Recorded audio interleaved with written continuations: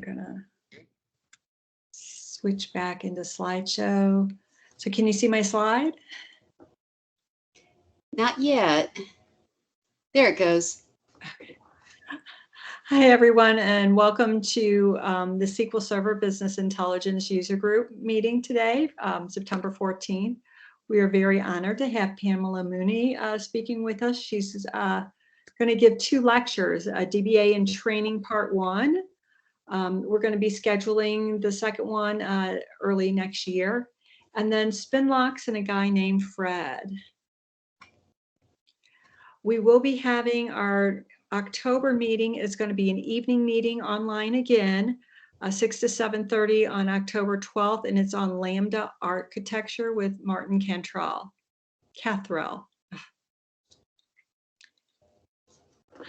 Here are some upcoming data Saturdays and a SQL Saturday. So these are, again, one-day mini conferences.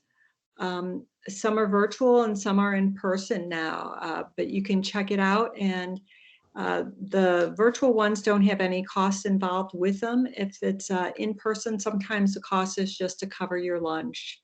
But it's a one-day mini conference, and even on the virtual, it works out quite well.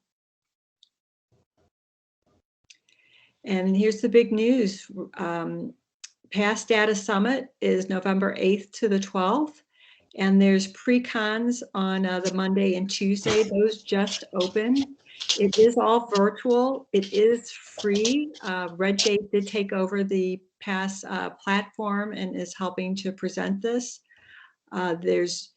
Everybody should register for the past conference. It's free, and that way you will be able to listen to the recordings at your own time. The way it worked last year was quite a few of the speakers were recorded, but if they had it as in person, you were able to get your answers to your questions. So there was a benefit for the in-person lectures. And then all the recordings also, some of those, when they played, had the speaker rejoin to answer questions at the end. So it works out really well, but please sign up for the past summit. We have some job opportunities here. We've got 2 senior data engineers and 2 data engineers at Save-A-Lot. I did go and post this over on our meetup page in a discussion, so you can get the links. But if you go to LinkedIn and Google Save-A-Lot, you'll be able to find these. And if other companies are looking to have job postings, just send them over, or you could put it in the discussion on the meetup page. And again, I here, think somebody, Julie, I think somebody posted some other job opportunities over there under that's great. Yep. Good. So check it out. That's great. I wanted to introduce, that's Gary Polinsky. He's the co-chair of or the chairman of the Business Intelligence User Group. Hi. Sorry about that, Gary. That's okay.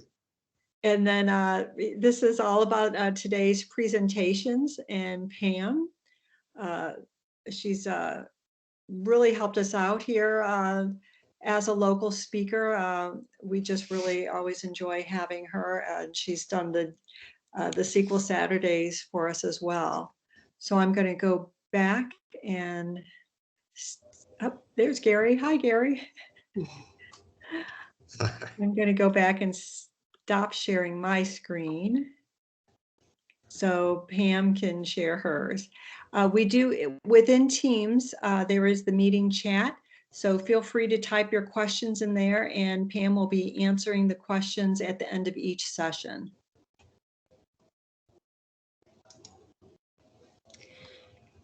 All right, can everybody see my screen? We sure can. All right. I wanted to say thank you to Julie and to Gary for having me.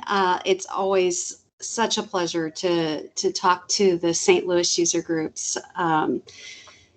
So I've actually really looked forward to this. So today's session is the first part of what will hopefully be a series. It starts off, so you want to be a DBA. This is me. how to follow me on Twitter, how to email me, how to find my writings. This year, I was honored to be named a friend of Redgate. I am a huge fan of Redgate. They have done so much for the SQL Server community, both in terms of products and in terms of support. And this year now they have bought out the Past Summit and turned it into the Past Data Community Summit. And it's just been a wonderful thing that they've done for the community. So I'm honored to be affiliated with them. All right, so want to know about who's in the audience. So if you want to start typing in chat so that we can talk about this as we get closer to the end of the session, whether you're a student, if you're somebody who works in IT but you're interested in switching over, or whether you're an existing DBA, it'd be good to know that. Today we're going to talk about how to prepare for the job and how to get the job. So we're going to start off with how to prepare for the job. Training database professionals and having them able to hit the ground running is a cause near and dear to my heart. So if you're a person who's had to learn on the spot, you know the pressure involved with that. It's not fun. We train doctors and we intern them so that they can turn around and learn to practice medicine safely and according to standard of care.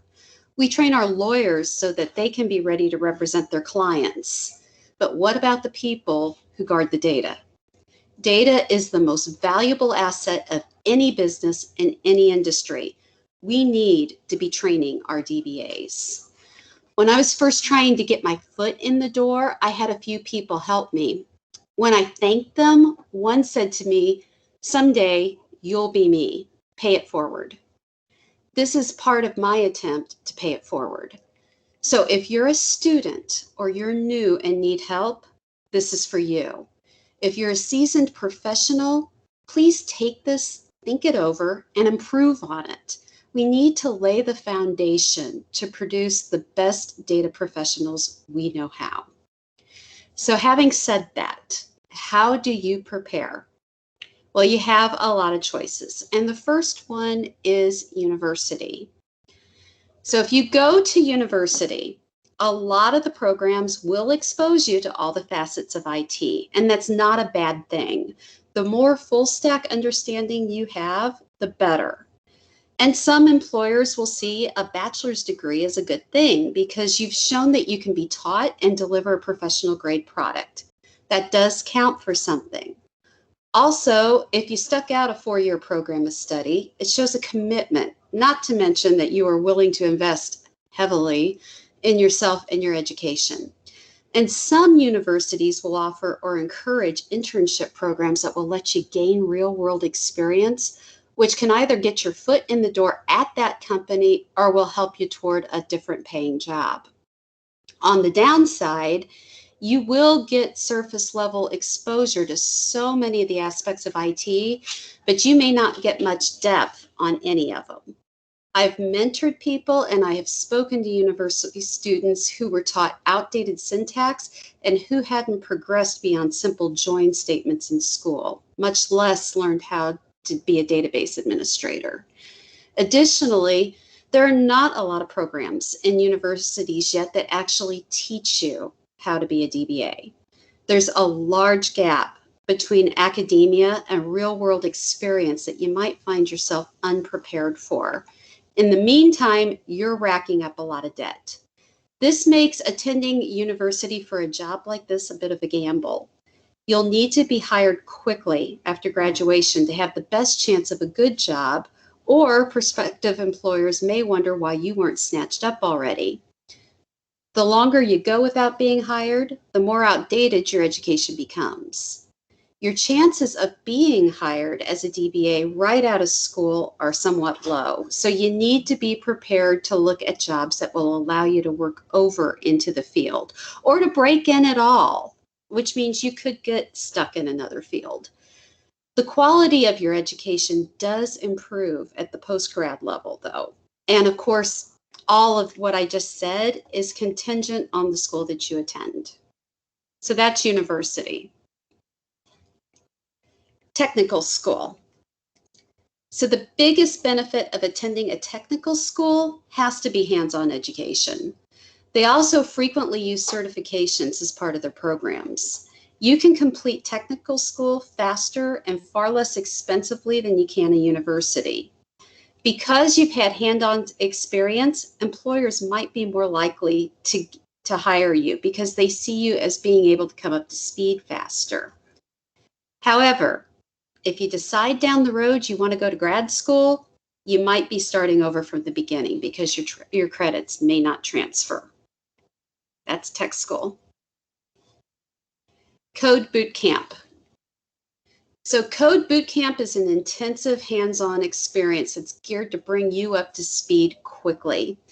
They usually hold classes in the evenings, which makes it a great choice for people seeking to change professions.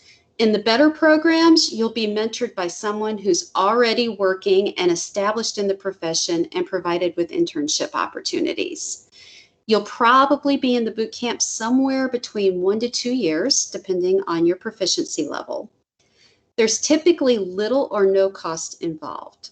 In addition, some programs have partnerships with corporations and they offer internships, which are a great advantage to both sides because the intern gets practical experience and the employer gets to try before they buy. On the downside, there is no accreditation process and little oversight, so it's going to be up to you to do the homework before you enroll. I have seen boot camps guarantee their students a job, collect hundreds of dollars, and while the students may have some skills after completion of the program, there's no guaranteed job to show for it. So you really want to look for well-established and vetted programs like Launch Code or Tech Hire if you're in the US.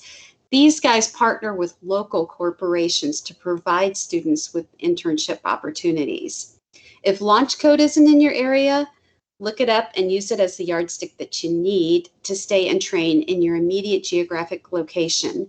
Here in St. Louis, we do have Launch Code. I am a huge fan of Launch Code, and I have taught for Launch Code. We have hired people from Launch Code, and it's always been a positive experience. So that one I can vouch for.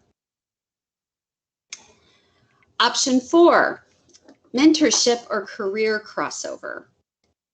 So the accidental DBA, where you were a developer or you were a server administrator and one day your corporation said swish and flick, now you're a DBA, or the intentional career crossover, where you just decide that you want to switch fields. That's probably the most frequent path to database administration, and it really can be invaluable. You begin in a field that holds your interest, such as being a developer or working in infrastructure or SAN administration, and you find someone willing to teach you. You leverage your existing experience to work over to be a DBA. And along the way, you gain the knowledge in T-SQL or internals that serve you well in your new career. Best of all, it's free. Some of the best DBAs I have ever worked with have come through this path. And the advantage that they have comes through the fact that they have this extra background. If you worked in infrastructure or networking before you became a DBA, you have a much better idea of the relationship between SQL Server and the SAN. And you can work with the server team when there are issues and you can speak their language. On the other hand, if you started off as a developer and you become a DBA, you understand much better how to make queries more performant so the business gets the data it needs without setting your servers on fire. On the downside, you may get stuck in your position and find it difficult to cross over, or you may have trouble finding a mentor to help you. Finally, it takes time to learn how to be a DBA. Make sure you expect that when you consider making the crossover. So that's option 4. Option 5, conference, blogs, user groups, and everything like that. So there are a wealth of blogs out there to help you widen your understanding for free. It's a great resource both for working and aspiring DBAs. If you're not working yet, but you want to become a DBA, download Developer Edition on your computer and start reading and playing around with SQL Server. You'll learn a lot, and better yet, you'll start knowing the good resources and the names to trust. It's only going to help you. We'll get into that a little more in a little bit. Not free, but frequently less expensive than a university or technical school are online courses such as Pluralsight. Consulting groups such as SQL Skills and Brent Ozar offer great online instruction as well. This option is a little more expensive, anywhere from about $30 a month to thousands for a 5-day class. I've taken courses from all of these resources that I've mentioned here, and they're wonderful. Also consider joining your local SQL Server user group if you have not already. Even if you're not working yet, and even if a lot of it sounds like a foreign language to you, get as involved as you're able to. You never know, you may find your mentor there. There are also free or very low-cost conferences such as SQL Saturday or 8KB that will help you continue your learning. When you get the job, on-site conferences allow you to network as well. It's a great way to hear what other people are doing and what their experiences have been. On the downside, most of these resources typically work better for the crossover or accidental DBA than for somebody that's trying to enter the field. However, I still recommend reading as many blogs as you can. In fact, I ask a lot of times in interview situations, whose blogs do you read? It's not a deal breaker if you can't rattle off a bunch of names, but it's a plus to me if you know a couple. To me, it shows a level of interest and drive that is a sign of a potentially good hire.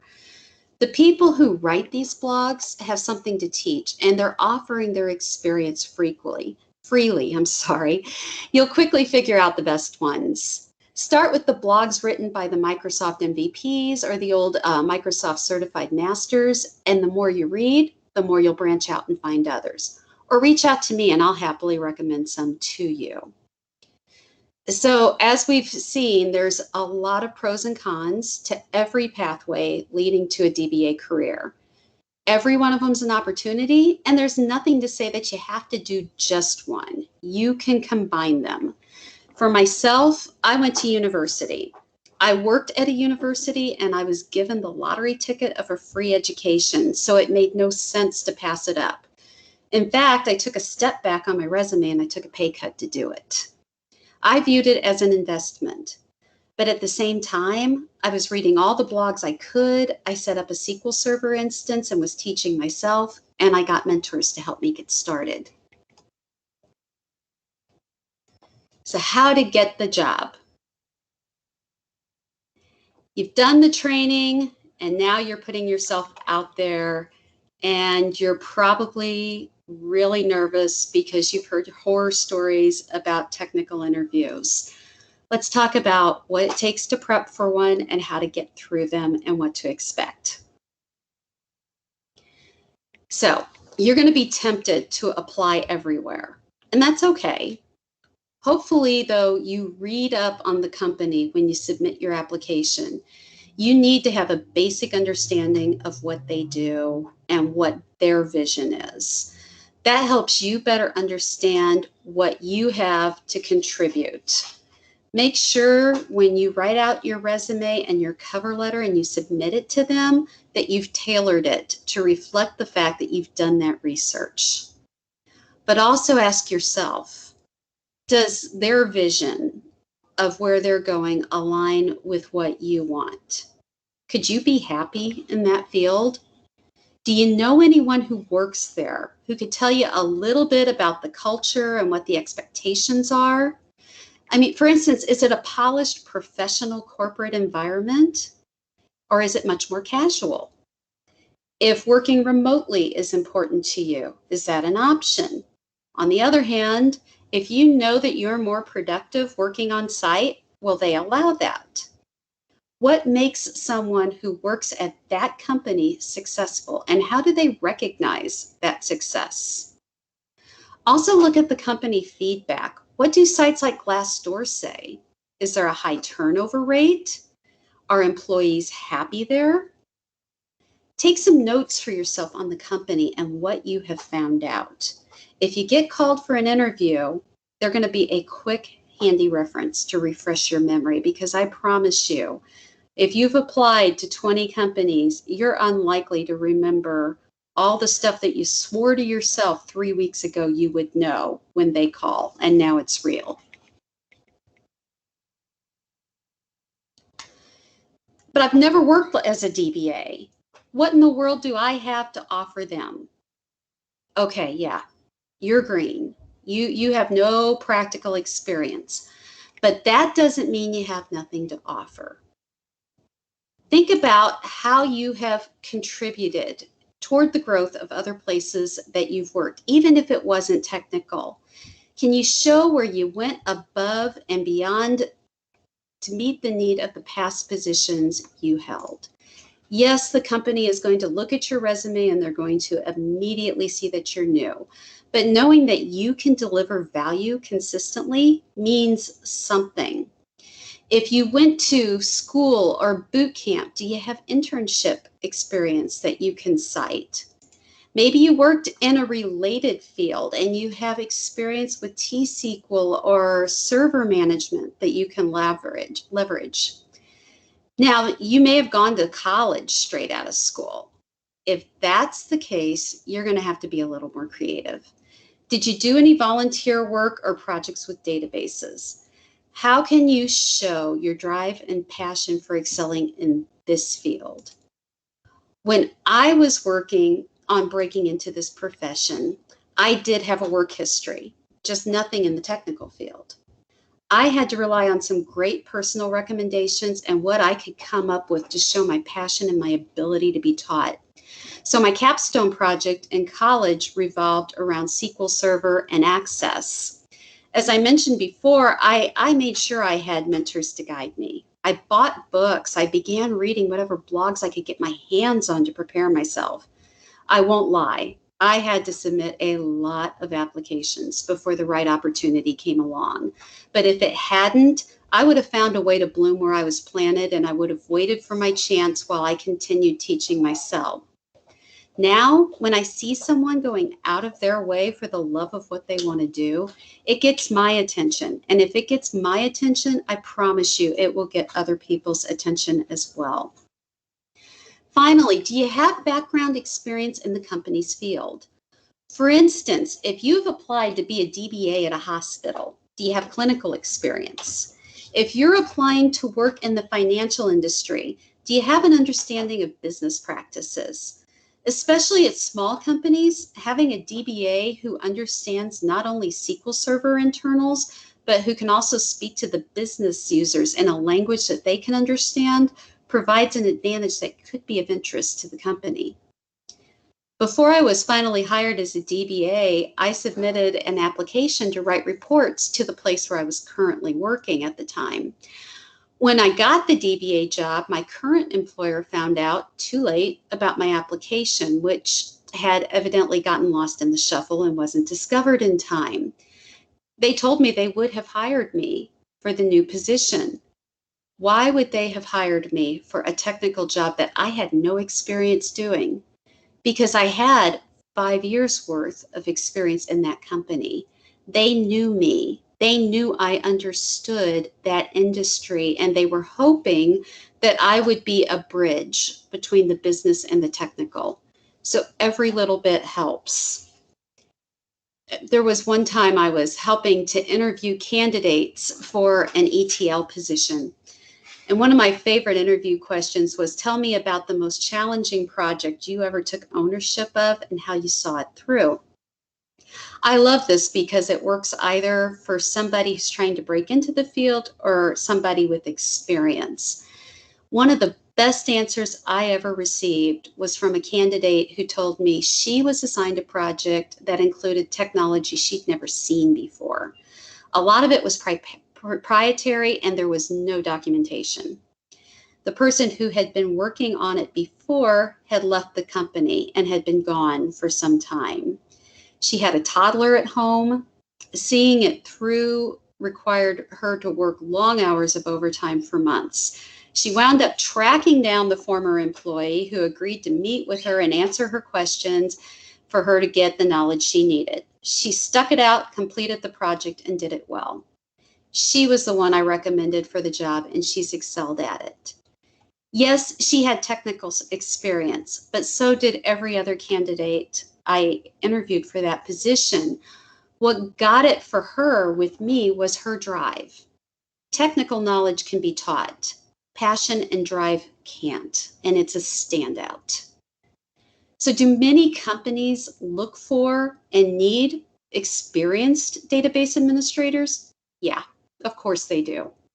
Finding the company who's willing to teach a new one is the lottery ticket. And in a perfect world, we would have more of them.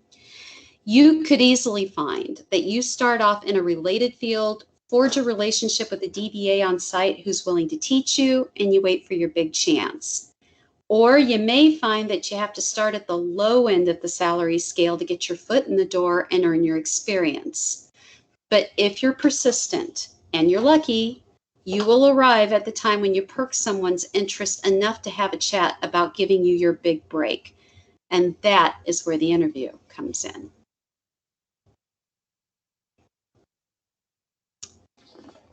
Interview Prep 101.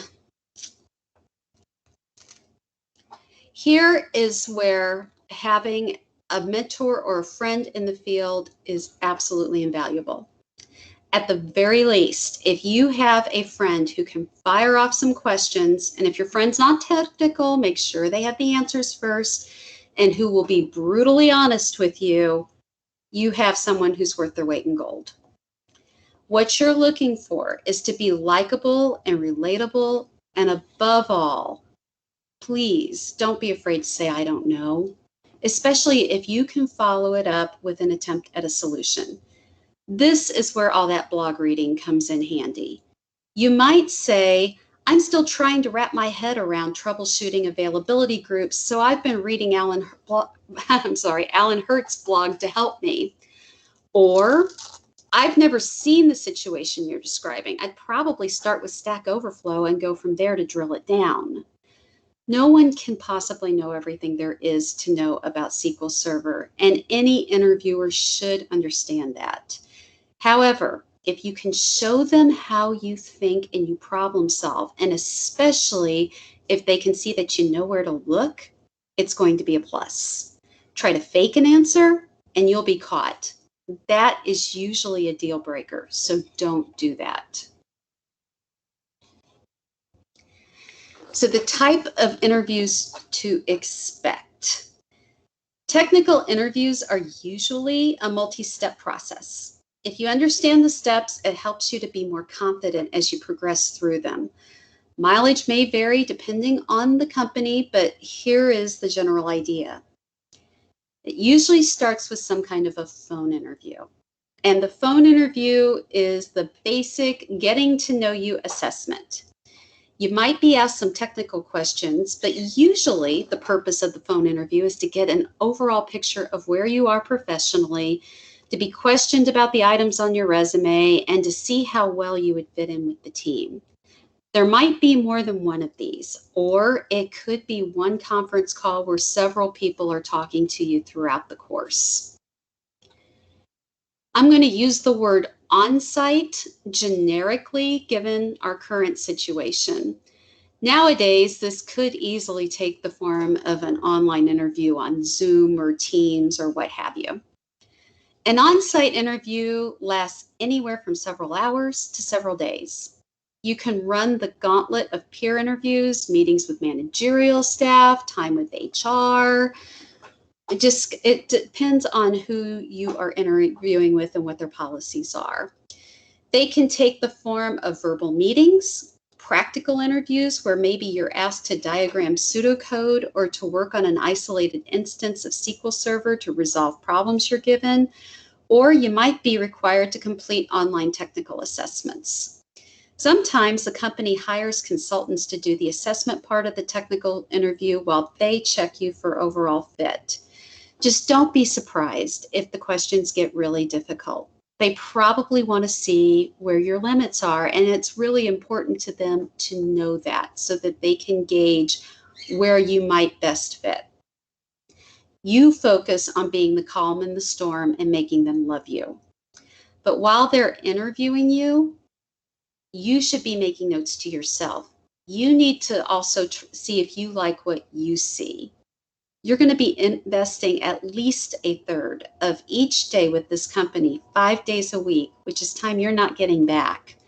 So try to get a good feel for the people who are speaking with you. Are you going to like working here? If you think the word like is a luxury in your circumstance, can you work here? Let's take a moment to talk about the what's your biggest weakness question. Please do not give a non-answer here. For instance, well, I find that I just have a difficult time working less than 10 hours a day, or I just can't get enough of databases, is going to get you a polite smile and an inner eye roll from your interviewer. Be honest, but also include what you're doing about it. That's the important part. Every one of us has weaknesses. But if you are working on those weaknesses and you can demonstrate that, that puts you a step ahead. So for instance, you might say, I didn't get instructed on anything on internals when I was in school, so I'm reading up on that. Or maybe you might say, replication is something I've never understood, so I'm setting it up on my computer to try to understand it better. But be ready to answer when they follow up by asking what you're doing to become proficient or questions on what you've said you've learned.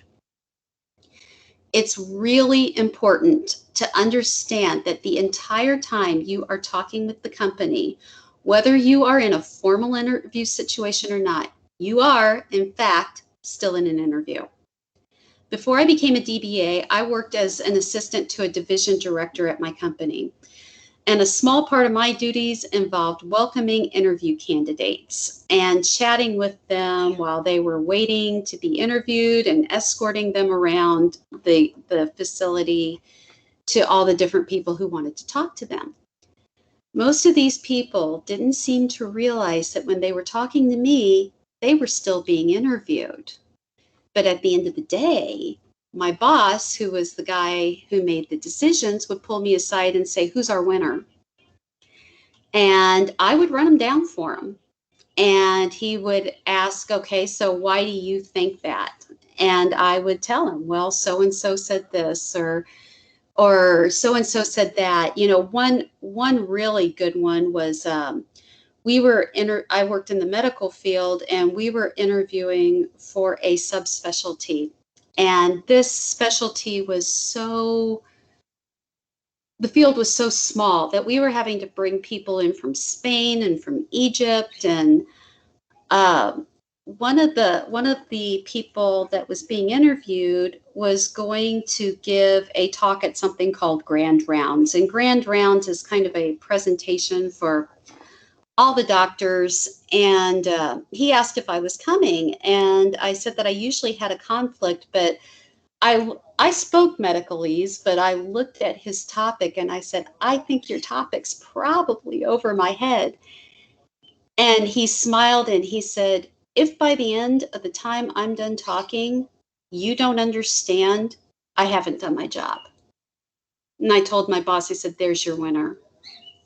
When somebody comes with a sick child, which was the specialty I worked in, and they need answers, this is the doctor you want talking to them. And that guy did get the job. So keep in mind, as long as you're talking to anyone at that company, you're being interviewed. Then we come to the most important question. Do you have questions? Yes, yes, you do. You have all the questions. This is not the time to say, I don't know. Even if you have never worked as a database administrator a day in your life, you have all the questions. Some things you're going to want to know. How many people are going to be on your team? If you're expected to fly solo your first time out, I promise you that is going to be a baptism by fire. You're going to be on call 24/7, 365, and you're not going to have many people on site to help you, which means you're going to learn the hard way. It's a tough road to hoe. Even if you're more experienced, you're probably going to want to ensure that the opportunity that you're being offered is commensurate with the increased burden of flying solo, because at the very least, you may be having a lot of automation work ahead of you. You are going to want to know how many SQL Server instances there are on site and what version and edition they're running. You don't need the names of the instances, and they should not give them to you. But at the very least, you want to know the oldest and newest versions and editions. By asking this, you're trying to get a picture of how old the versions are and whether they're running Express, Standard, or Enterprise. If they're running versions of SQL Server that are no longer supported by Microsoft, and as of now, 2016 is out of mainstream support. It's still in extended, and versions older than that are even worse off. If they're not supported, your job could get stressful very quickly if something goes wrong. On the other hand, if you only have experience with Developer, which is the free version of Enterprise, you're going to need to rethink how you're going to do some things that you might be used to doing on Express or Standard. Ask if the company has server monitoring tools. You may or may not be told what they're using, but it would be good to know if they have anything, and if so, what you would be expected to work with. Monitoring is invaluable. So this is an important question. Does the company have support from Microsoft or any consultants? If not, would they consider that option? I've run into more than one case where consultants saved us a great deal of time and money, helping us to solve really in the weeds problems that none of us had ever seen before. Some of the best consultants have access to information that you won't, and they're worth their weight in gold. So this is a real plus if they have that. Does the company have change management? You're really hoping they do.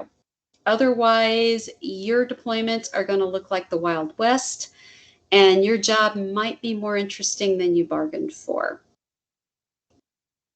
How often does your company practice disaster recovery? You don't want the first time of DR to be when it's real. So hopefully they have some sort of schedule to practice disaster recovery, and even better if they have a run book to access when you start.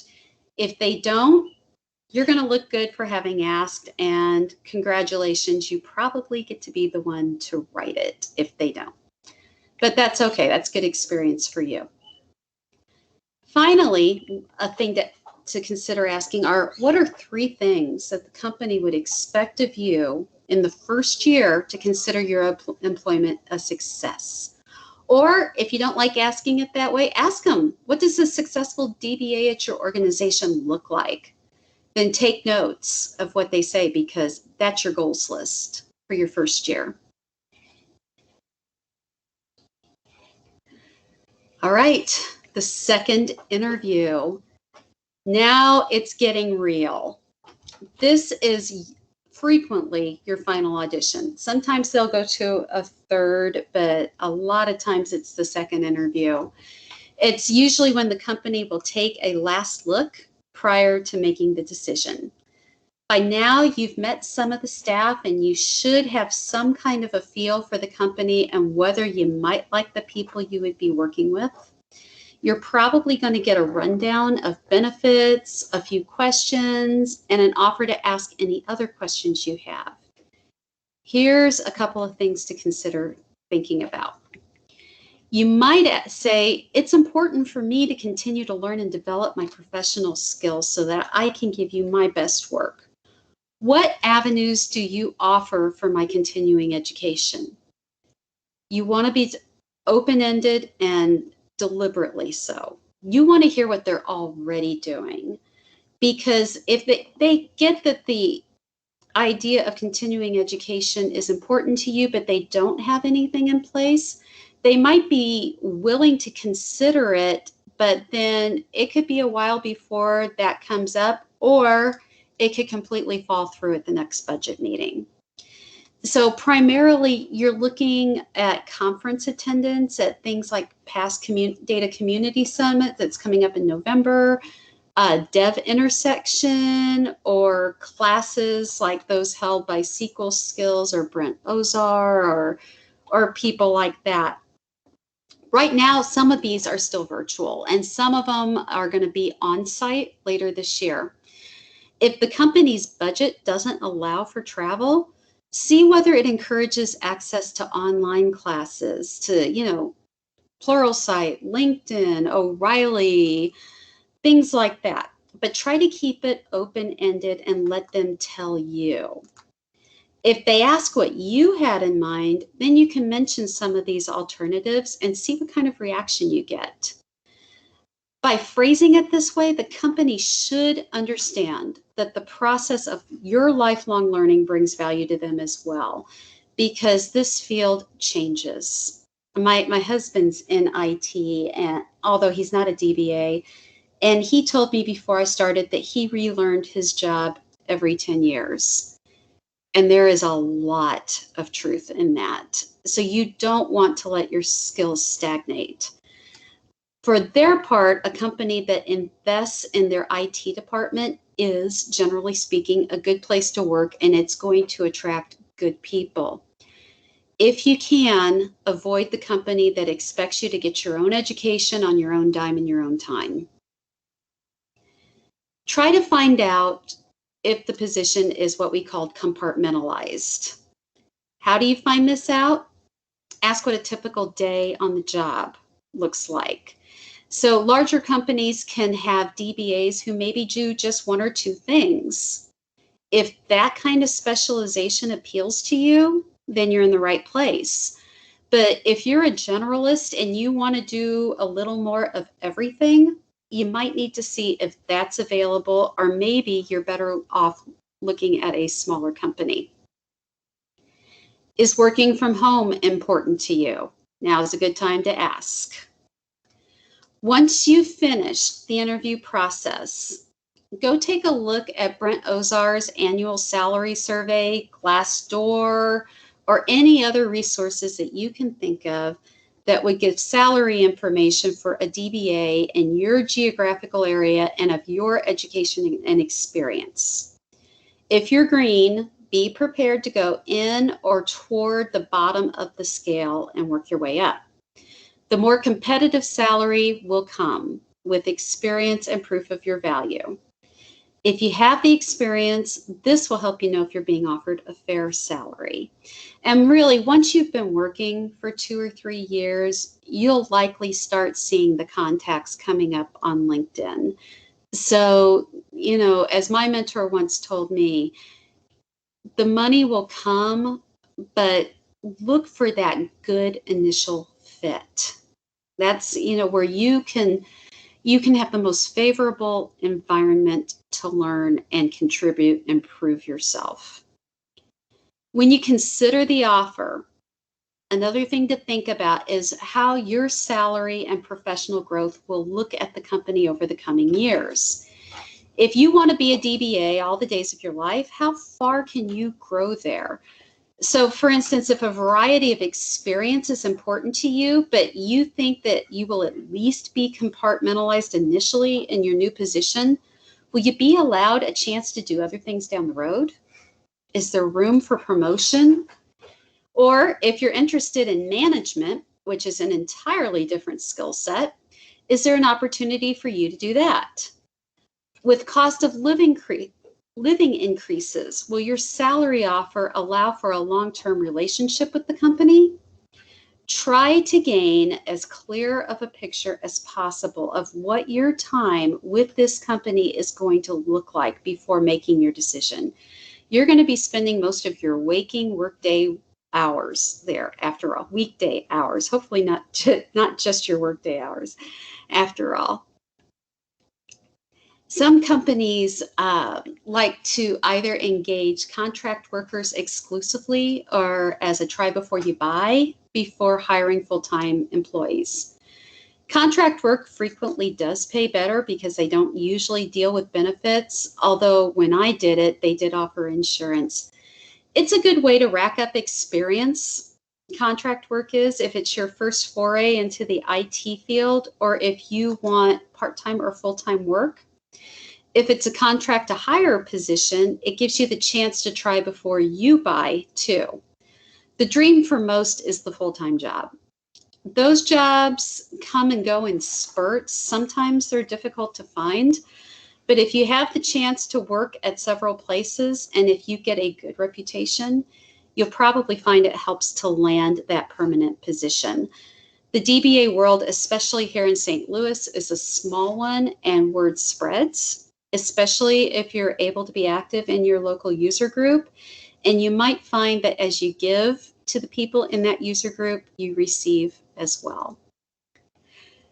So I hope that this has helped to give you some pointers as you look toward a career as a DBA for the ways that you could approach getting into it and how to prepare for the technical interview. Hopefully it will seem a little less scary and more doable. And now it is time for your questions.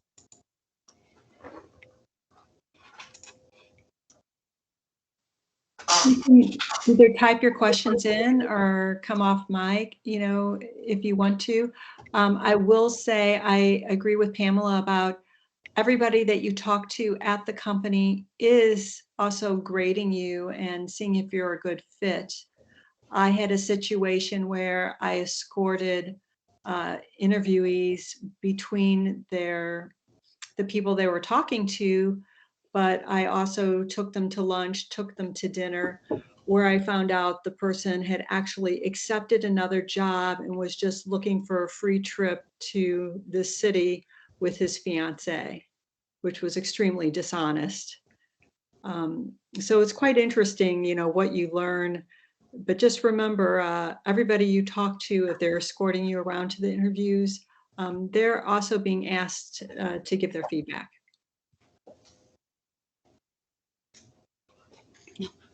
Absolutely. Pamela, yeah. Oh, go ahead, Pam. No, go ahead. Pamela, this is Gary. I just wanted to say that this is incredibly valuable information. I was basically a non-traditional IT person. I started out as a musician for 10 plus years. I went back to school for another degree and then was looking, I was looking what I should do next and decided I wanted to do something with IT. And then boy, oh boy, I couldn't have graduated in worse time in 2001 when the bubble burst. And so it was a very competitive environment. And I was really trying my earnestly to prepare myself for interviews and position myself as good as possible. You've provided here so much good information about how to actual specific information about how you can find mentors, inexpensive ways for you to get up and running. I had to search around and go, well, what's a way I can, how do I get into SQL Server without paying for it? And those resources were available, but the information to get to those resources, to know that those resources were available was challenging. You've also provided access or a suggestion to connect with local user groups. All this information is incredibly valuable. As I sat here listening to it, I kept thinking to myself, boy, I wish I had had somebody telling me exactly what you just told me when I was first trying to get into IT. So thank you. Oh, you're welcome. I know I moved back here in 2009. I was in the education field at the time, and I moved back here with my son and my last paycheck, looking to start over, and was so fortunate to be hired by this university. And I was hired eventually as a DBA.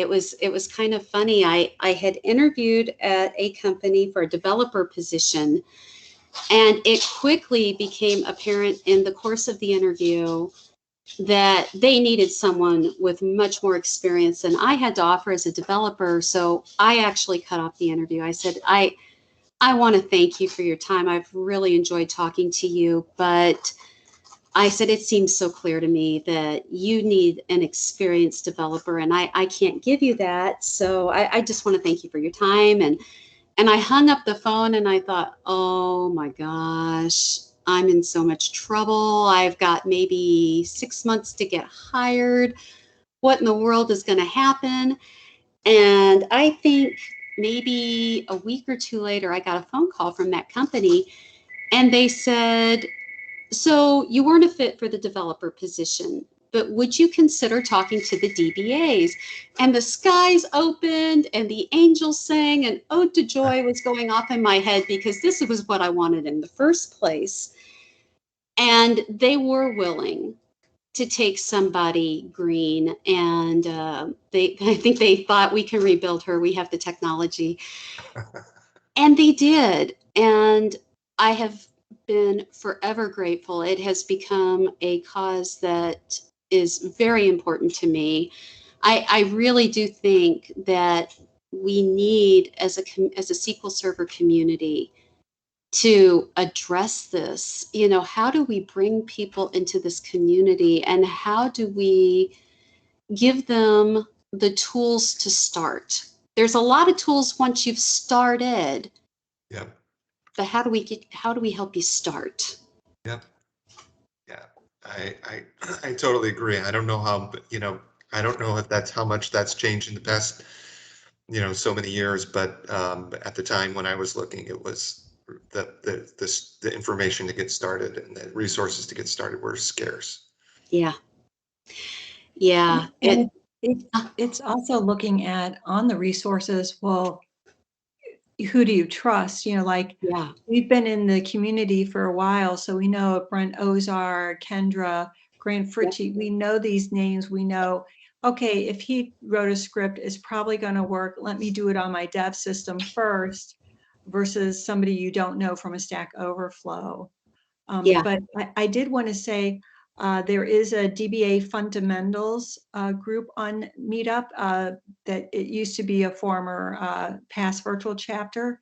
And then we also have the former past virtual DBA, past DBA chapter, which is a virtual DBA chapter over on Meetup as well. So the majority of the past virtual user groups have moved over to Meetup. There's ones for the high availability, Power BI. So that's a great way for the educational materials. They're not all recording at this time. That's still coming along. But this was certainly invaluable as far as the interview process, the types of questions that you're going to be asked, but the types of questions you should be asking the company, and looking for that fit. I totally agree. You're going to be there every day for how long, and you want to enjoy your job. You don't want to be, oh God, I got to go to work today. You want to enjoy what you're doing, enjoy the people that you're with in the company. So I totally agree on that. Yeah. And in my case, the situation wasn't particularly ideal, but because the market was so tough, I ended up, on the other flip side of that coin. Not that I mean, that sounds ideal to find to find a good match. Yeah. But for me, it was the market was so competitive at that time, that I was just, my start was in Excel spreadsheets. So I just did some temp work where somebody needed me to crunch a few numbers. And even in that situation, I showed that, I was I was doing what I could to show that I was going an extra step, maybe learning a little VBA, Excel VBA, or learning, what was really hot was VLOOKUPs at that time. Probably dating myself here, but yeah, I mean, you just do. For me, it was just getting scrappy and doing what you had to be in the game in some way, and then showing that you're willing to put that extra effort in, and that ultimately led to better and better opportunities. Yeah. Are there any other questions, or anybody else want to ask Pam a question? You put it in the chat or just take yourself off mute.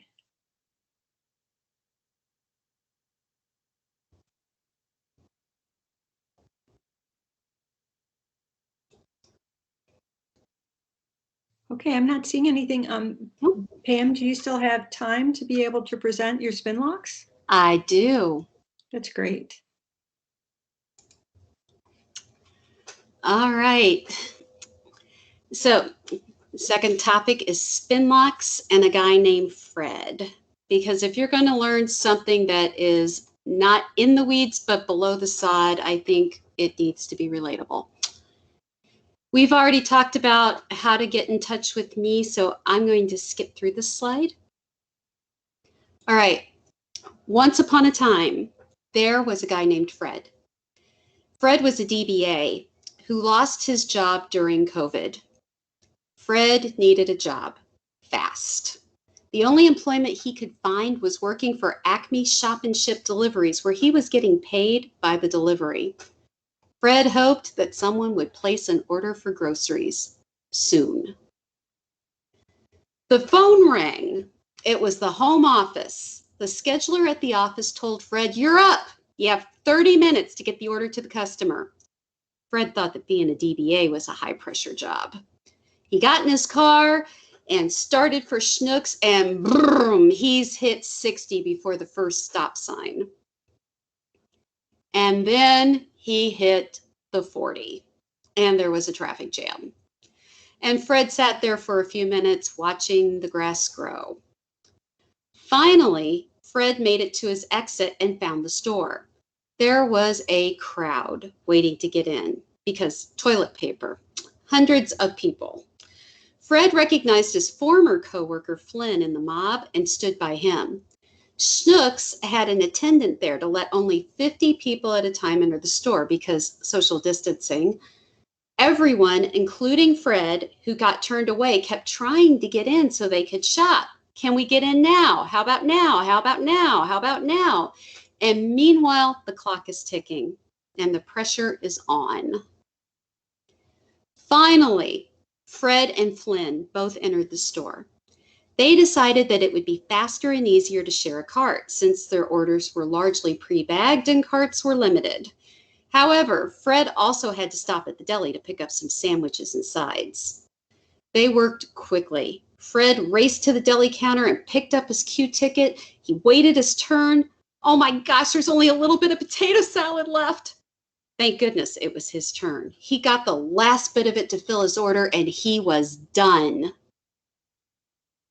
Fred was done assembling his order, but by now he's running behind schedule. Fred raced to deliver it to the customer, where he made it just on time. And then Fred took a nap until the next call. Now, I told you that story to tell you this one. If you understood that story, you understood Spinlocks. You just never knew that you understood Spinlocks. So let me tell you what this story actually means. Long time ago, there was a worker thread who lived in a CPU. We'll call him Fred. Spoiler alert, Flynn was a worker thread too. Fred needed to work, No, he doesn't have to eat, but he does need to work. It's what he's made for. So a query walks in and it's hiring. Will Fred get the job? There are 3 thread states. Okay, runnable, running, and suspended. When Fred got the order that he got the job, he was runnable. What is the order or the query? So the query is the order in the story. And when is it due? Well, that's handled by something called thread scheduling, which schedules the threads or the Freds for work. In SQL Server, this is the SQL Server Processor Core, okay? Or in the story, Acme Shop and Ship. Depending on how big your instance is, there can be a lot of these, just like how many franchise locations you have in town. And then there is something called SysDM OS schedulers that keeps track of the order, scheduling, and timing. So, is Fred flying solo, or is this such a big order that he needs help?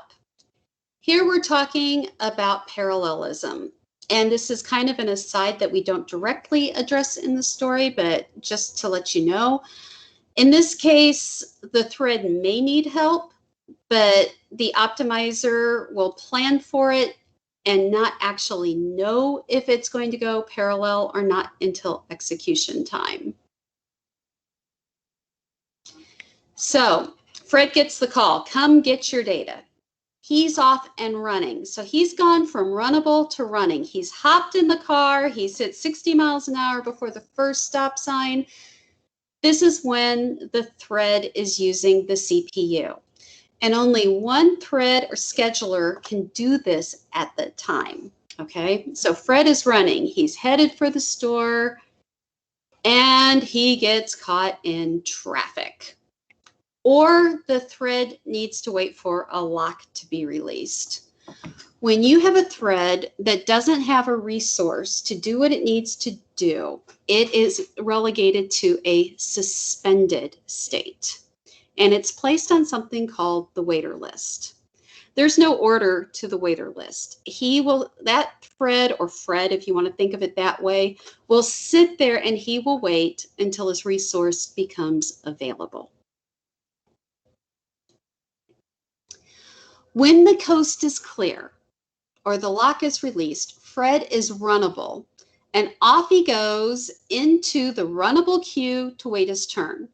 If that sounds like a line, it is a line. So when you look at your traffic jam picture your thread or Fred in there. This is a first in, first out situation. The exception being if you're using resource governor, which can assign priorities to work groups. So sometimes you get to cut in line. So if we were relating this to our Fred story, that would be like if Fred got a police escort to get him through the traffic jam. But normally, otherwise, it's a first in, first out situation, and he's just got to wait his turn like everyone else.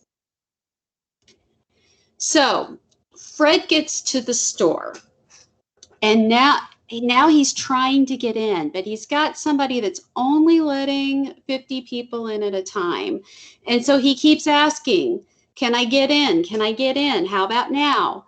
Here's where we're getting to Spinlocks, okay? You've probably heard of locks on pages. You might have seen, table locks or page locks, where an entire page or an entire table is locked.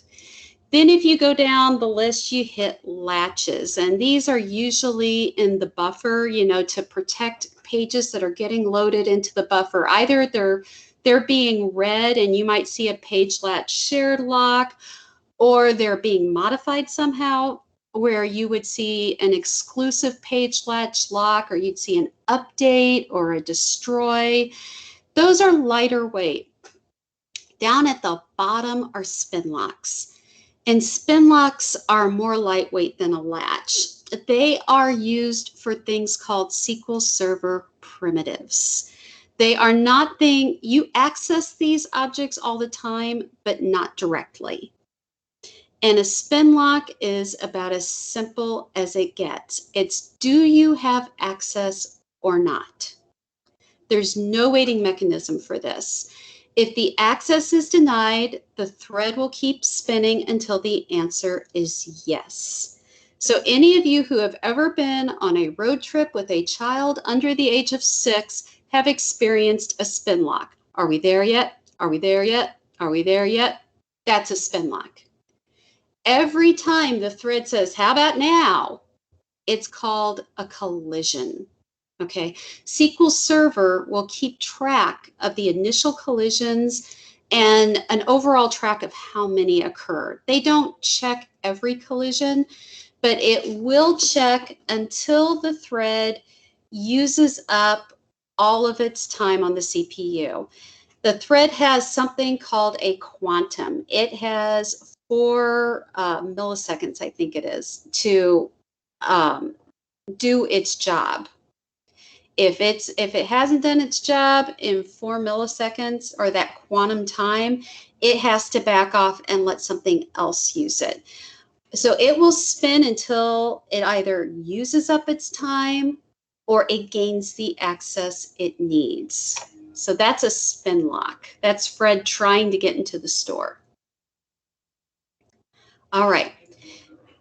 There is a thing called Spinlock contention. This is the part of the story where Fred and 11 billion other people are trying to enter the store at the same time. If you encounter the relatively rare situation where you have a very large number of threads trying for a single Spinlock, you will get this thing called Spinlock contention, and it creates a problem because all of these threads are burning CPU while they're spinning, and it can really spike your CPU. We're going to talk a little bit later on about how to drill some of this down and have an idea if this is what you're encountering, because I will tell you now that Spinlocks are really pretty rare.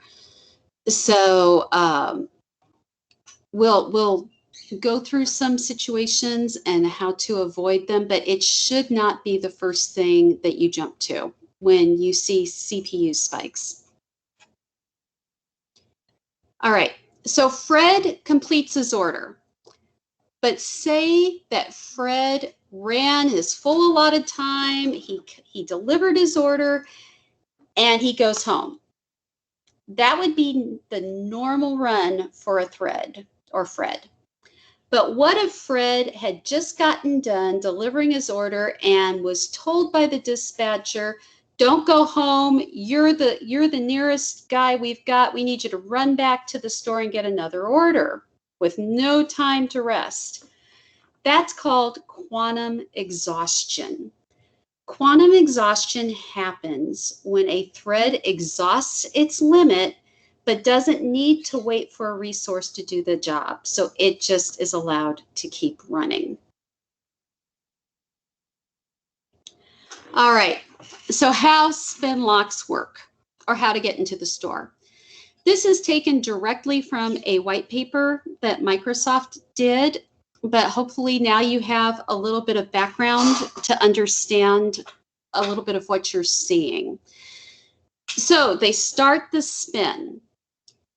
If the first time the Spinlock tries to get access, it's unsuccessful, that's called the collision, okay?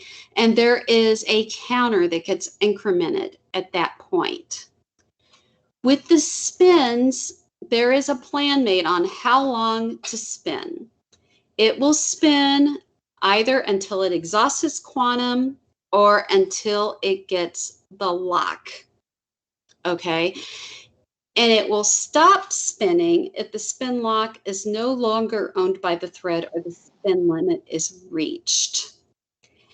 If the spin limit is reached, okay, so either so SQL Server says you got 1,000 tries at this, or the period of time of your quantum. And before the time that it would exhaust its quantum, it's done its 1,000 spins. If that happens, it's a back off is initiated. It will go to sleep and let something else try, and then it'll come back and try it again. So this is pretty minutely orchestrated by SQL Server. There's all sorts of contingencies in place to ensure this goes as smoothly as possible. It will even tell it how long to sleep before it goes back in.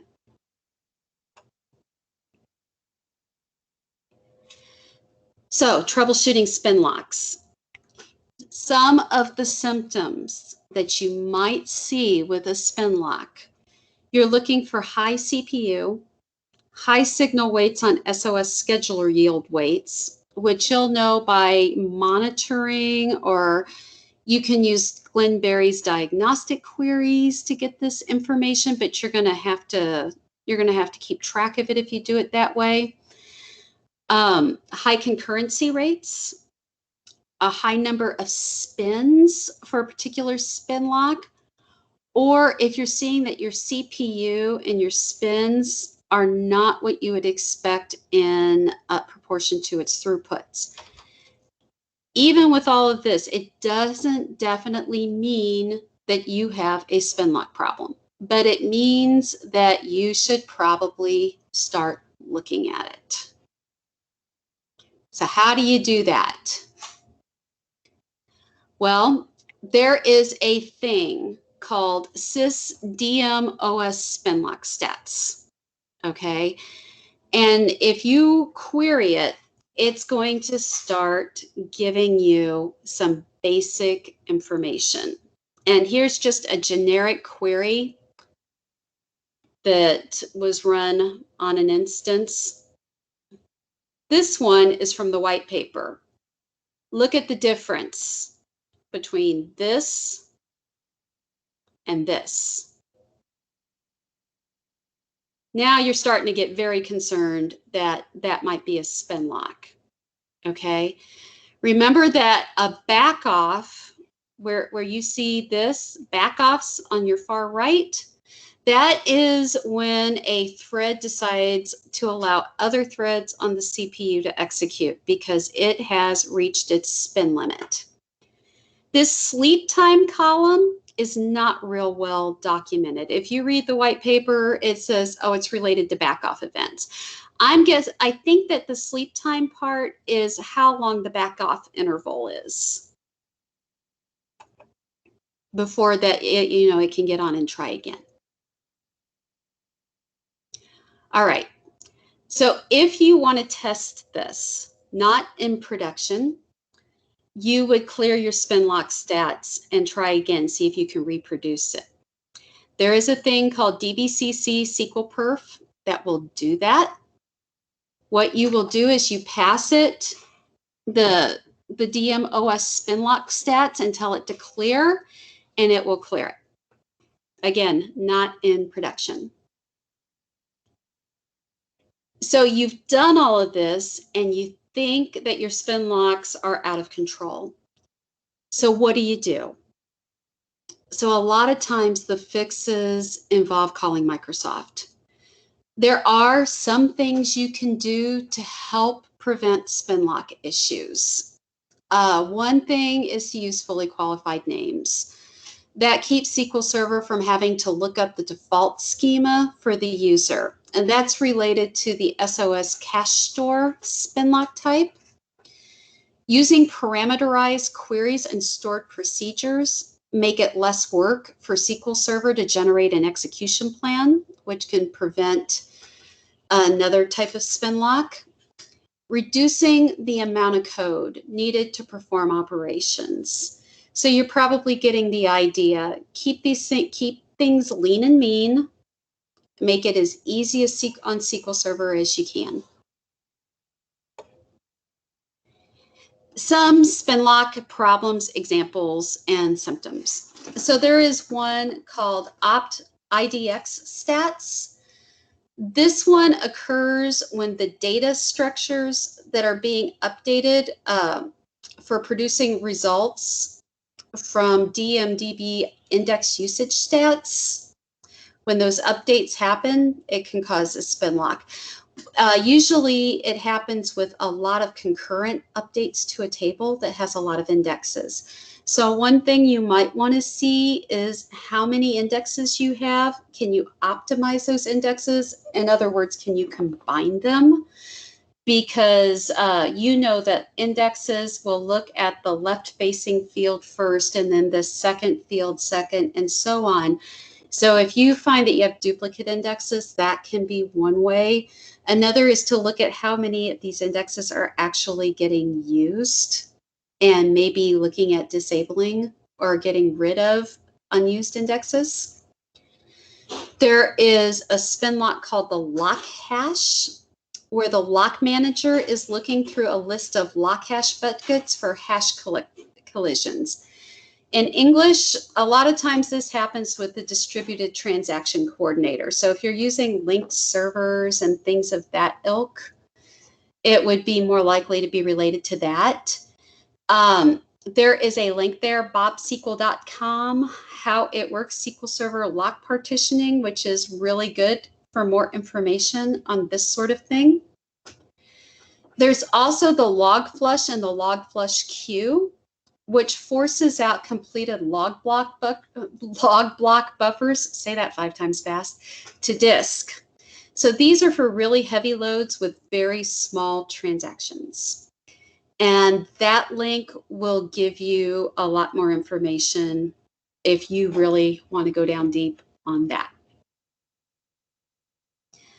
I did not want to stop this session without talking about Sos Scheduler Yield.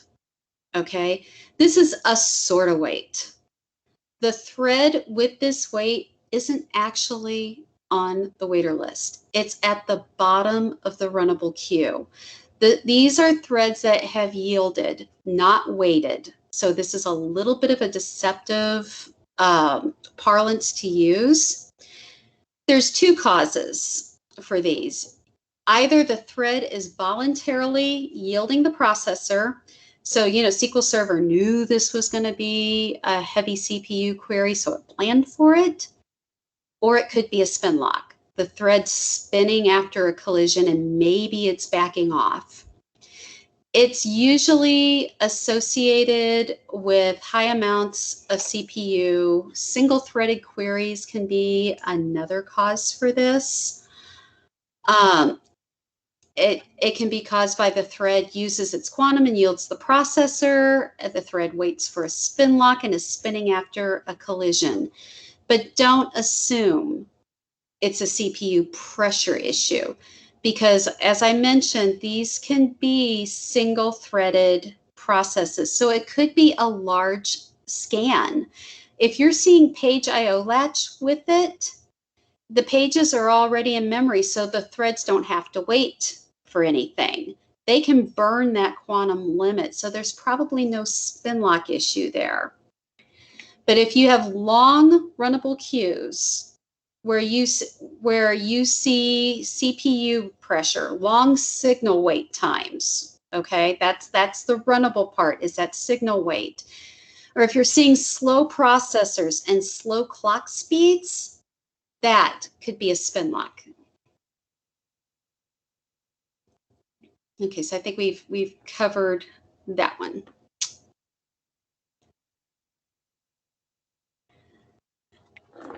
Okay, if you think it's a spin lock, you can capture extended events, you can capture stack traces and that kind of thing to give to Microsoft. They'll talk you through that piece of it. And, you know, like I said, most of the time it's not. And a lot of the time, some basic common sense measures can provide relief. But if you've gone through those things and you're still having issues and you're running that query that I showed you and it's just off the hook, it's time to give Microsoft that information and get more help. So I hope that this helped you. I hope that you walked away with this with a little bit better understanding of spin locks and a lot more sympathy for Fred. And if you have questions, please bring them on. I love the analogy, Pam. You know, analogies sometimes will stick with you in your memory versus all the technical phrases, you know. So I think that's wonderful. You feel free to put your questions in the chat or to take yourself off microphone if you have questions about the Spinlocks.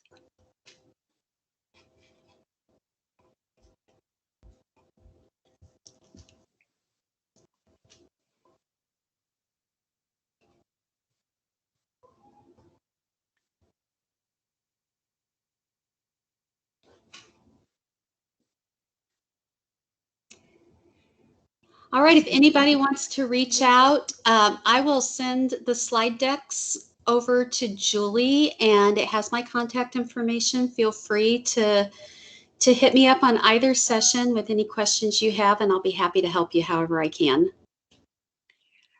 Thank you very much, Pam. We'll find a location to post a slide deck, and like I said, this session was being recorded. So we're going to see where it saves off to so that we could post that as well. You'll probably see it over on the meetup in the discussions.